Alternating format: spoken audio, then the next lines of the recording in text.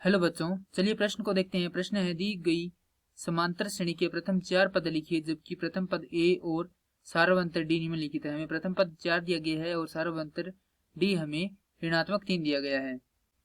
प्रश्न को हल करने से पहले जो इसकी मुख्य अवधारणा है उस पर विचार करेंगे। तो प्रश्न के लिए जो मुख्य अवधारणा है वह हो जाएगी समांतर श्रेणी।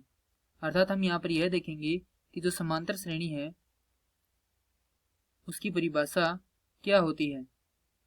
समांतर श्रेणी, तो समांतर श्रेणी की परिभाषा हो जाएगी वह अनुक्रम जिसके प्रत्येक दो क्रमागत पदों का अंतर समान रहे तो वह समांतर श्रेणी कहलाती है। अब यदि इसके प्रारूप के बारे में देखें तो इसका प्रारूप यह हो जाएगा, यह प्रथम पद, द्वितीय पद, तृतीय पद और इस प्रकार से चलती रहती है nवें पद तक और उससे आगे भी। प्रथम पद को a द्वारा निरूपित करते हैं, द्वितीय पद को a जोड़ d द्वारा, तृतीय पद को a जोड़ 2d द्वारा और इसी प्रकार जो nवां पद है उसे निरूपित करते हैं a जोड़ n घटाव 1 गुणा में d द्वारा। अब हमें a का मान दिया गया है 4 और d का मान दिया गया है ऋणात्मक 3, तो यह इस श्रेणी में रखेंगे।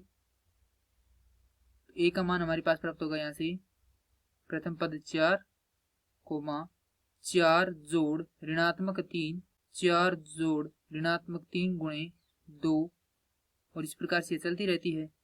परंतु हमें इसके प्रथम 4 पद ज्ञात करने हैं, तो सबसे पहले इसे हल करेंगे।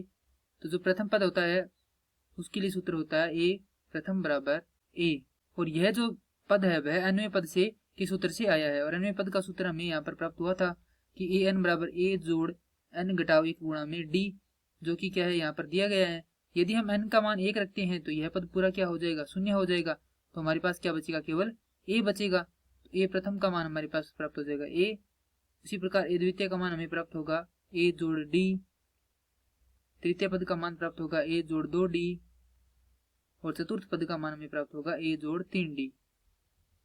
अब यहाँ पर मान रखते हैं तो a का मान हमारे पास आएगा 4 a जोड़ d, अर्थात a जोड़, जब हम जोड़ और घटाव का गुणा करते हैं तो हमें हमारे पास क्या प्राप्त होता है, घटाव का चिन्ह प्राप्त होता है। तो यहाँ पे प्राप्त होगा घटाव 3।